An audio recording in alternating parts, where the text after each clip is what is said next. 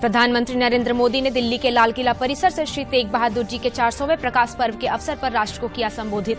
कहा, प्रत्येक नागरिक को देश की प्रतिष्ठा पर होना चाहिए गर्व। मुख्यमंत्री हेमंत सोरेन ने किसानों को किसान क्रेडिट कार्ड से जोड़ने के लिए सभी प्रखंडों में केसीसी मेला आयोजित करने का दिया निर्देश।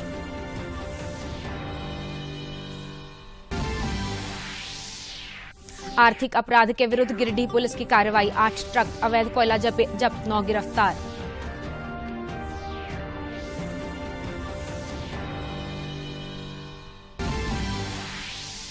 और अंतर्राष्ट्रीय योग दिवस को लेकर जागरूकता कार्यक्रम शुरू। जमशेदपुर में 50 केंद्रों पर 5000 से ज्यादा लोगों ने किया योगाभ्यास।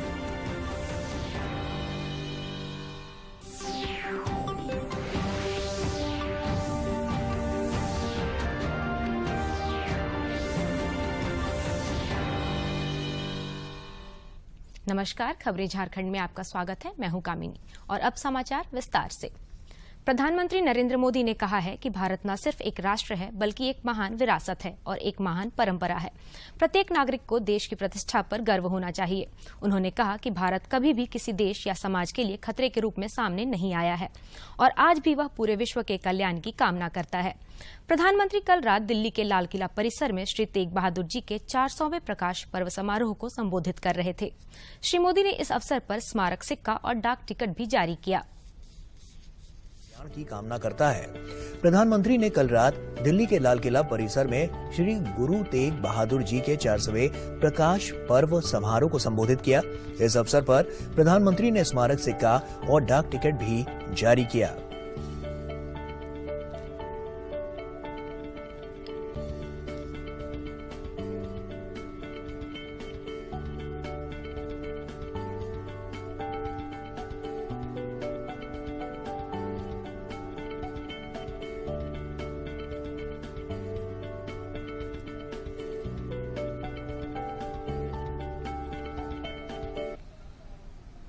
मुझे खुशी है कि आज हमारा देश पूरी निष्ठा के साथ हमारे गुरुओं के आदर्शों पर आगे बढ़ रहा है। मैं इस पुण्य अवसर पर सभी 10 गुरुओं के चरणों में आदरपूर्वक नमन करता हूं। आप सभी को, सभी देशवासियों को और पूरी दुनिया में गुरुवाणी में आस्था रखने वाले सभी लोगों को मैं प्रकाश पर्व की हार्दिक बधाई देता हूं।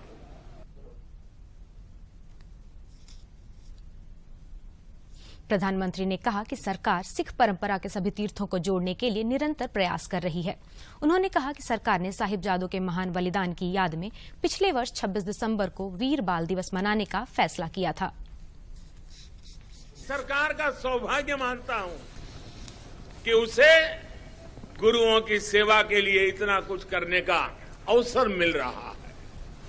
पिछले वर्ष ही हमारी सरकार ने साहिबजादों के महान बलिदान की स्मृति में 26 दिसंबर को वीर बाल दिवस मनाने का निर्णय किया है।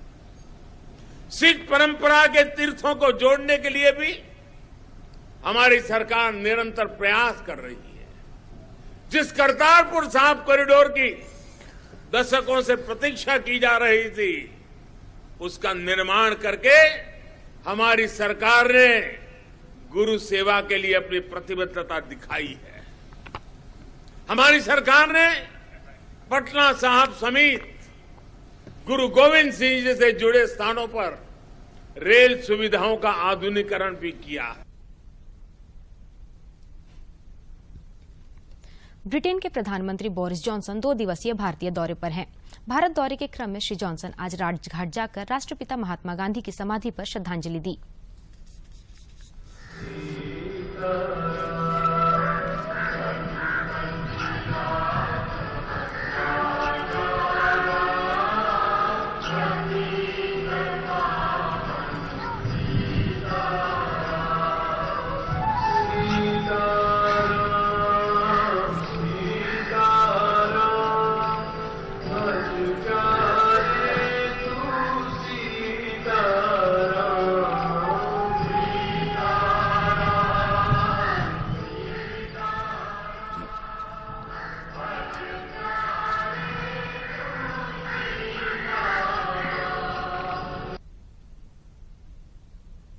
देश में कोविड के मामलों में एक बार फिर बढ़ोतरी देखने को मिल रही है। पिछले 24 घंटे के दौरान देश में 2,451 नए संक्रमितों की पहचान की गई, जबकि इस अवधि में 1,589 संक्रमित स्वस्थ भी हुए। पिछले 24 घंटों में 2,451 से ज्यादा नए मामले दर्ज किए गए। वहीं पिछले 24 घंटों में 1500 से ज्यादा मरीज उपचार करवाकर स्वस्थ हो चुके हैं, जिसके बाद से देश में रिकवरी रेट 98.75% हो गया है। वहीं साप्ताहिक पॉजिटिविटी रेट 0.47% है। दैनिक पॉजिटिविटी रेट भी 0.55% दर्ज किया गया। देश में कोरोना संक्रमण की जांच क्षमता में काफी वृद्धि हुई है। देश भर में अब तक कुल 83 करोड़ से भी अधिक नमूनों का परीक्षण किया गया है। इधर झारखंड में भी कोरोना के आंकड़ों में इजाफा देखा जा रहा है। पिछले 24 घंटे के दौरान रांची जिले में 7 नए संक्रमितों की पहचान की गई, जबकि राज्य के 23 जिलों में कोरोना के एक भी मरीज नहीं मिले। रांची जिला प्रशासन की ओर से जारी आंकड़े के मुताबिक जिले में कोविड के 23 मामले सक्रिय हैं।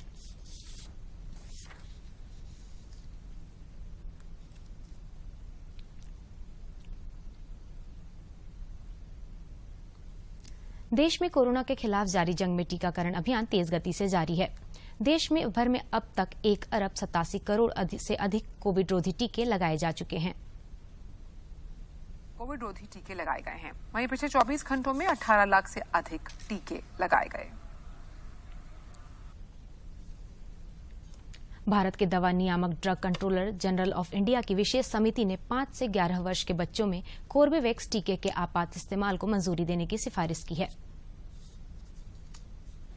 जी बिल्कुल, एक बड़ी खबर है और एक और स्वदेशी वैक्सीन हमारे पास आ गया है और वो वैक्सीन 5 से 11 साल के बच्चों के लिए है और उसको सब्जेक्ट एक्सपर्ट कमेटी ने जो ड्रग कंट्रोलर जनरल के अंदर आता है, उन्होंने सिफारिश की है कि ये वैक्सीन सेफ है और इसकी इफिकेसी बहुत अच्छी है, तो इसको लगाया जा सकता है बच्चों को।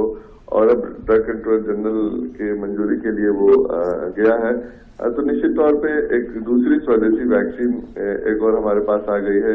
हम देख रहे हैं कि दिल्ली एनसीआर के अलावा और भी कई राज्य हैं जहां पर बच्चों में संक्रमण देखा जा रहा है। क्योंकि स्कूल खुल गया था तो बहुत से बच्चे संक्रमित हुए थे। उस लिहाज से काफी इम्पोर्टेंट है ये वैक्सीन जो 5 से 11 साल के बच्चों को दिया जाएगा।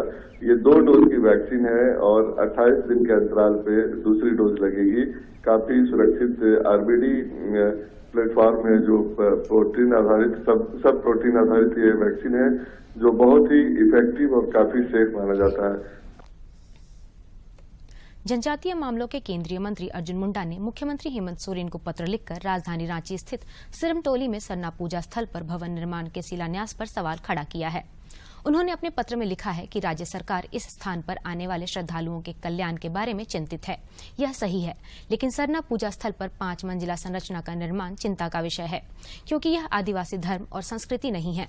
आदिवासी समुदाय खुद को इमारतों से नहीं बल्कि प्रकृति और पारिस्थितिक संतुलन से जोड़ते हैं। मुख्यमंत्री हेमंत सोरेन ने कहा कि कृषि और किसानों का विकास राज्य सरकार की सर्वोच्च प्राथमिकता है।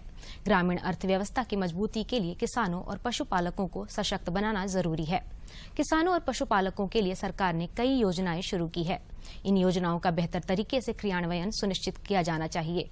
मुख्यमंत्री कल राजधानी रांची में कृषि, पशुपालन एवं सहकारिता विभाग की उच्च स्तरीय समीक्षा बैठक में अधिकारियों को निर्देश दे रहे थे। इस मौके पर किसान क्रेडिट कार्ड, पशुधन विकास योजना, बीज खाद वितरण, कोल्ड स्टोरेज, लैंप्स पैक्स, व्यापार मंडल और सहकारी समितियों के कार्य, जल स्रोतों के पुनरुद्धार आदि से संबंधित योजनाओं एवं कार्यों की प्रगति की जानकारी ली और अधिकारियों को कई निर्देश दिए। मुख्यमंत्री ने किसानों को किसान क्रेडिट कार्ड केसीसी से जोड़ने के लिए राज्य के सभी प्रखंडों में विभिन्न चरणों में केसीसी मेला आयोजित करने का निर्देश दिया।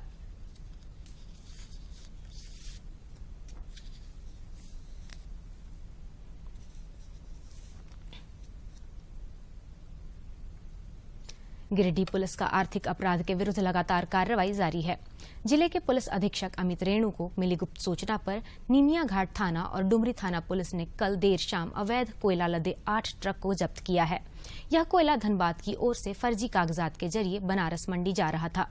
पुलिस अधीक्षक ने बताया कि पुलिस ने इस मामले में 9 लोगों को गिरफ्तार किया है।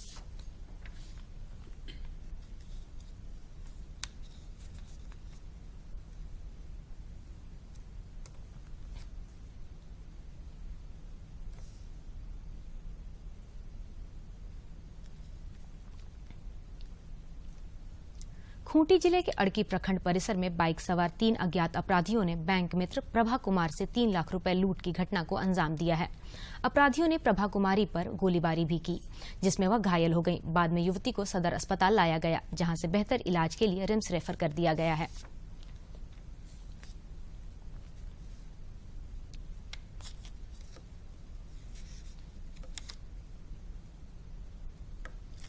कोडरमा रेलवे स्टेशन से तस्करी कर ले जाए जा रहे 4 बच्चों को पुलिस ने बरामद किया है। इस मामले में एक दलाल को भी गिरफ्तार किया गया है।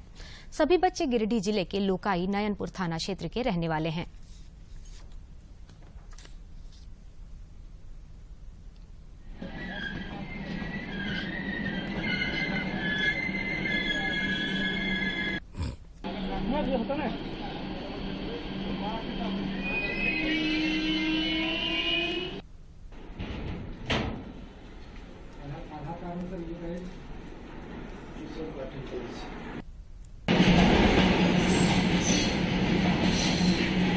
चार बच्चे अभी हम लोगों ने कोडरमा रेलवे स्टेशन में बरामद किया है और तीसरी से हमारे वॉलंटियर्स के माध्यम से मुझे सूचना मिली सुबह 3:30 बजे कि जो है कुछ बच्चे ट्रैफिकर के माध्यम से दिल्ली जा रहे हैं।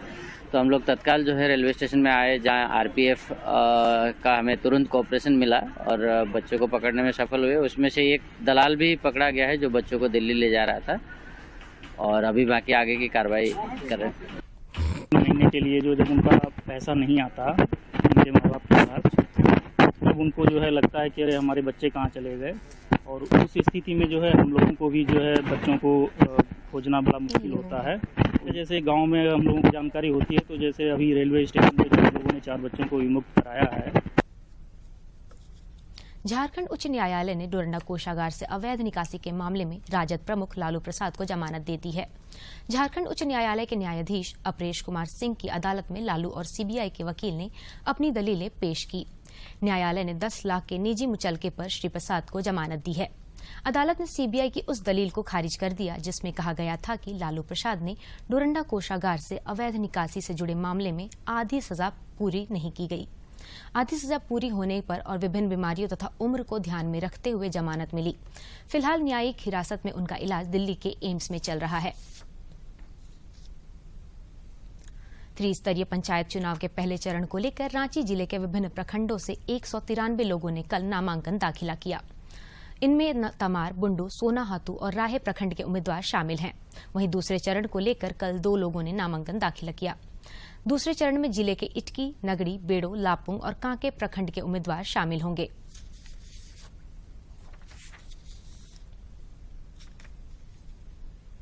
अंतर्राष्ट्रीय योग दिवस के प्रति जागरूकता को लेकर आज जमशेदपुर में 30 स्थानों पर योगाभ्यास कार्यक्रम का आयोजन किया गया। इंडियन योग एसोसिएशन झारखंड राज्य समिति के सचिव अमित कुमार ने बताया कि योगाभ्यास में लगभग 5000 विद्यार्थी शामिल हुए।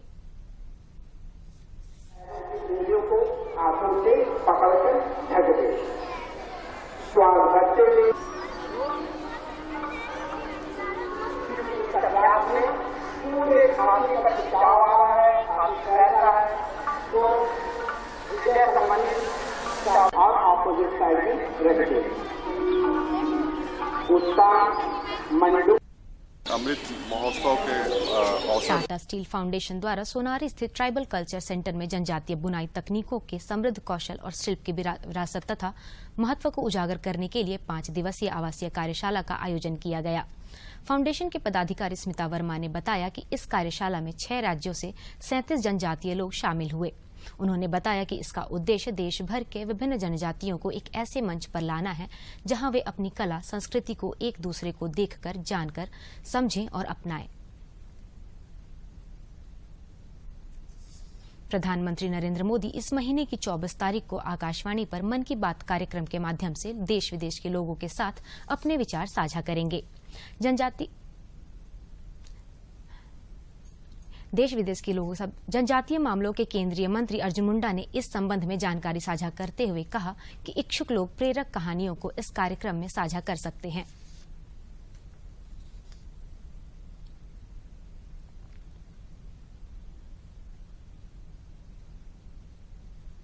अप्रैल सुबह 11 बजे मन की बात आकाशवाणी और दूरदर्शन के सभी चैनलों पर आप भी माननीय प्रधानमंत्री के मन की बात का हिस्सा बन सकते हैं। इसके लिए आप अपने सुझाव पोस्ट बॉक्स नंबर 111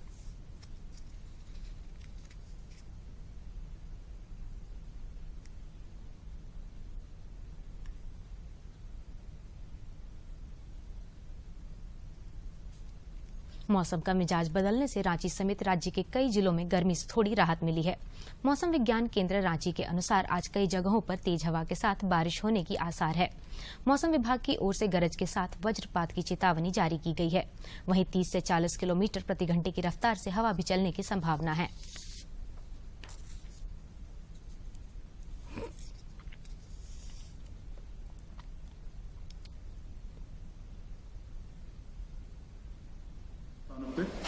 हल्के से मध्यम दर्जे की बारिश थंडरस्टॉर्म लाइटनिंग के साथ में देखी जा सकती है और थंडरस्टॉर्म लाइटनिंग के समय में जो हवा की गति होगी कल वो 40 से 50 किलोमीटर तक भी जा सकती है और 23, 24, 25 ये तीनों दिन फिर ड्राई है।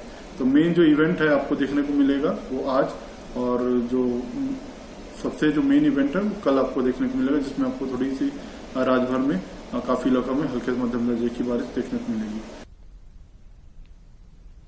राज्य सरकार के पेयजल एवं स्वच्छता विभाग के मुख्य सचिव प्रशांत कुमार ने कहा है कि पेयजल की समस्या से निपटने के लिए विभागीय स्तर पर ठोस कदम उठाए गए हैं। श्री प्रशांत अपने कार्यालय कक्ष में पत्रकारों से बातचीत कर रहे थे।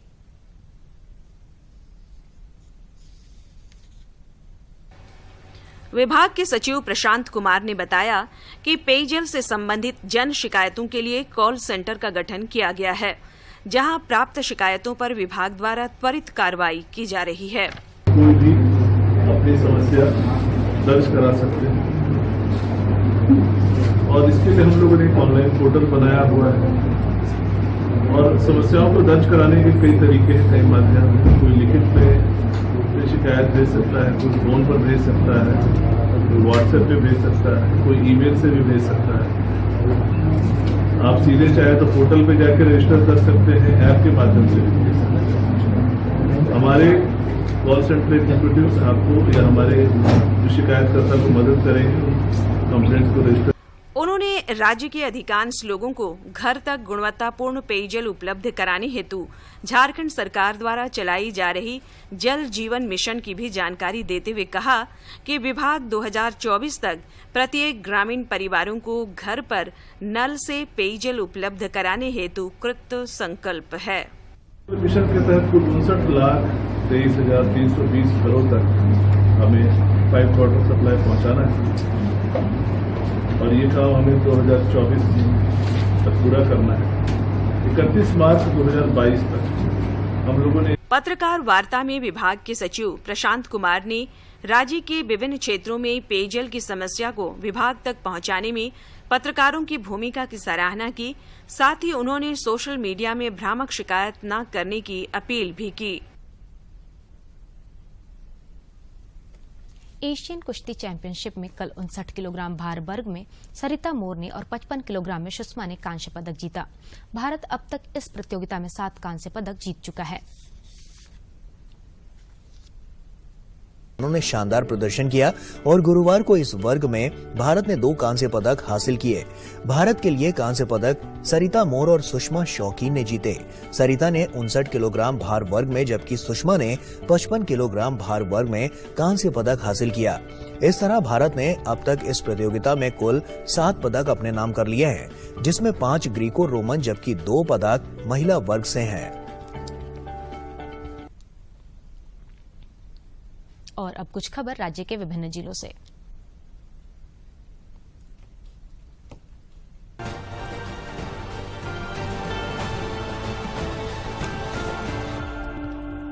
मुख्यमंत्री हेमंत सोरेन से भारतीय प्रशासनिक सेवा के प्रशिक्षु अधिकारियों ने शिष्टाचार मुलाकात की। उन्होंने मुख्यमंत्री को अपने प्रशिक्षण अवधि के अनुभवों से अवगत कराया।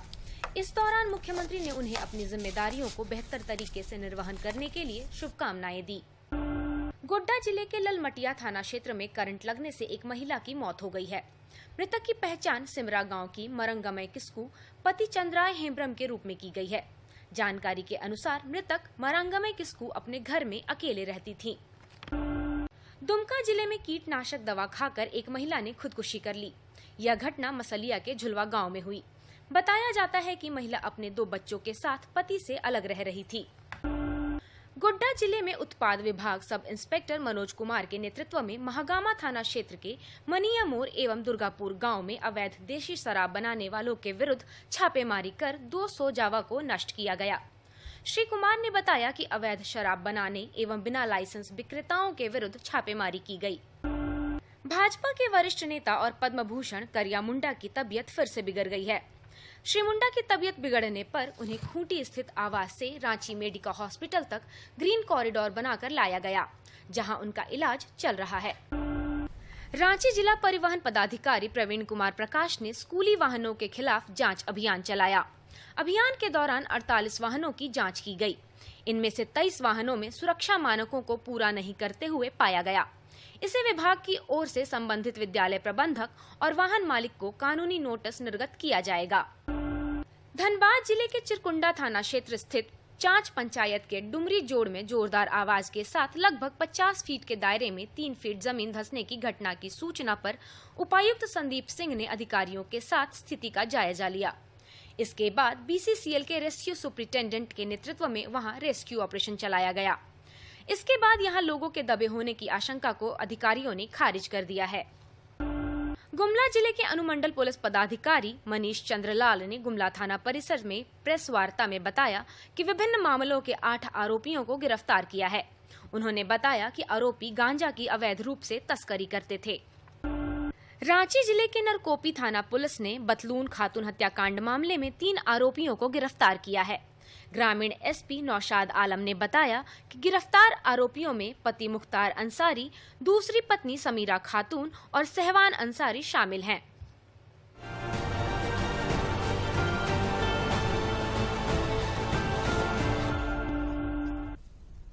IPL क्रिकेट में कल चेन्नई सुपर किंग्स ने मुंबई इंडियंस को 3 विकेट से हरा दिया।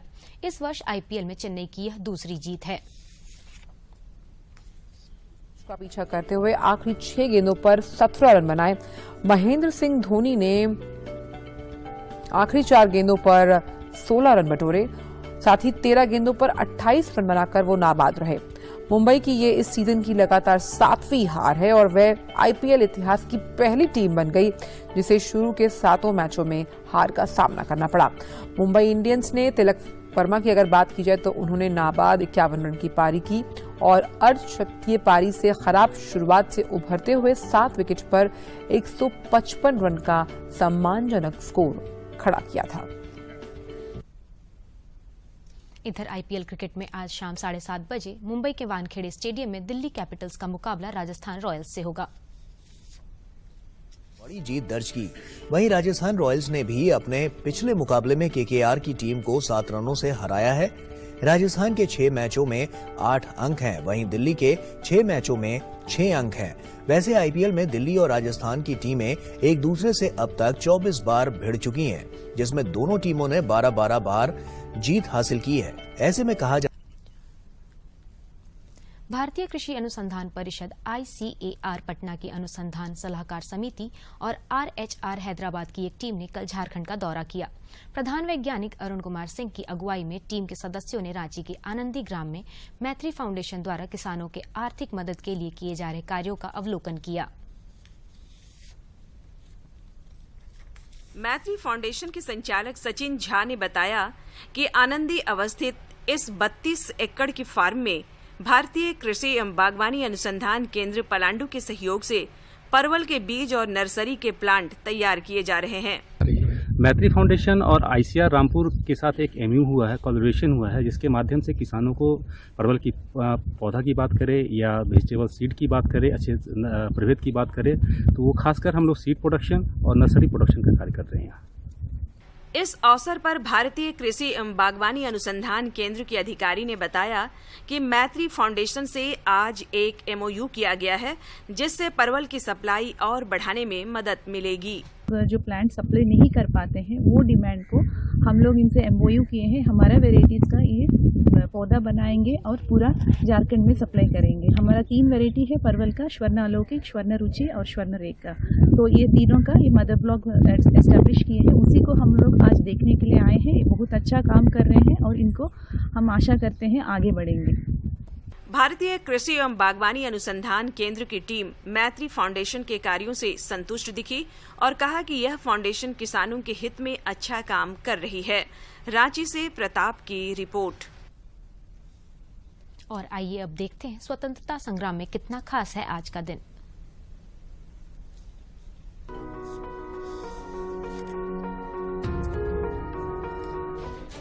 22 अप्रैल 1930 को क्रांतिकारी स्वतंत्रता सेनानियों ने चटगांव के निकट जलालाबाद की पहाड़ियों में ब्रिटिश सेना से जबरदस्त मोर्चा ली। इस मिथक को तोड़ते हुए कि ब्रिटिश सेना अपराजेय है, मास्टर दास सूर्यसेन ने अपने क्रांतिकारियों की टीम के साथ अपने गृहनगर को ब्रिटिश शासन से आजाद करा लिया। 18 अप्रैल 1930 की रात को सूर्यसेन और उनकी इंडियन रिपब्लिकन आर्मी ने अपने गृहनगर चटगांव में ब्रिटिश ठिकानों पर हमला कर दिया और उन पर कब्जा कर लिया। चटगांव में ब्रिटिश प्रशासन लगभग ठप हो गया। मास्टर दा के साथ अनंतलाल सिंह और गणेश घोष की टीम ने डामपारा में रिजर्व पुलिस लाइन पर कब्जा कर लिया। दूसरी तरफ अंबिका चक्रवर्ती के नेतृत्व वाली टीम और एक महिला क्रांतिकारी प्रीतिलता वाडेदार ने टेलीग्राफ और टेलीफोन लाइनें काट दी। चटगांव का संपर्क देश के बाकी हिस्सों से कट गया। युवा जुगांतर सदस्य लाल मोहन सेन के नेतृत्व में एक टीम ने नांगलकोट रेलवे लाइन की पटरियां उखाड़ दी और ब्रिटिश सेना के लिए कहीं से भी मदद पहुंचने की उम्मीद खत्म कर दी। इसके बाद मास्टर दा और उनके साथी क्रांतिकारी रिजर्व पुलिस लाइन में एकत्र हुए और क्रांतिकारी सरकार के गठन की घोषणा करते हुए उन्होंने भारतीय ध्वज फहरा दिया। इस प्रकार चटगांव ब्रिटिश राज से मुक्त हो गया था, लेकिन केवल 4 दिन। जल्दी ही ब्रिटिश सरकार ने सड़क मार्ग से वहां अतिरिक्त सेना भेजी। भीषण लड़ाई में हरि गोपाल, विधु भट्टाचार्य, निर्मल लाला, नरेश राय और प्रभाष बाल जैसे कई क्रांतिकारी मारे गए। अंबिका चक्रवर्ती और विनोद। और अंत में मुख्य समाचार एक बार फिर।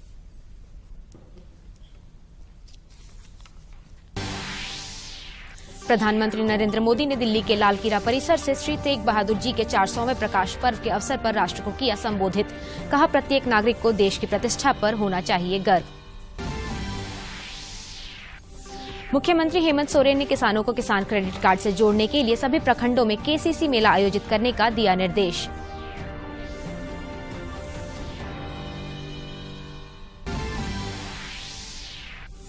आर्थिक अपराध के विरुद्ध गिरिडीह पुलिस की कार्रवाई, 8 ट्रक अवैध कोयला जब्त, 9 गिरफ्तार।